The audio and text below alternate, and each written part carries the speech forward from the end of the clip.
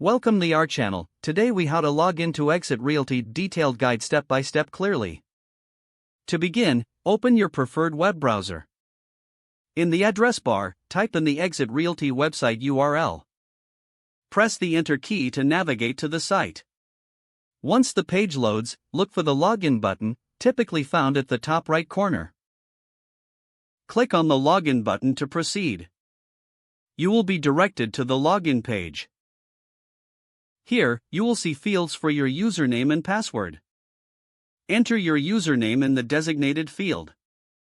Next, move to the password field. Carefully input your password. If you have forgotten your password, look for the Forgot Password link. Click on the link to initiate the password recovery process. Follow the prompts to reset your password if needed. Once your username and password are entered correctly, review them for accuracy. To log in, click on the Submit or Login button. If the credentials are correct, you will be redirected to your Exit Realty dashboard. If you encounter an error message, double-check your username and password. Make sure that your caps lock is off and try again. After successfully logging in, you can explore your dashboard's features and tools. Remember to log out when finished, especially on shared devices.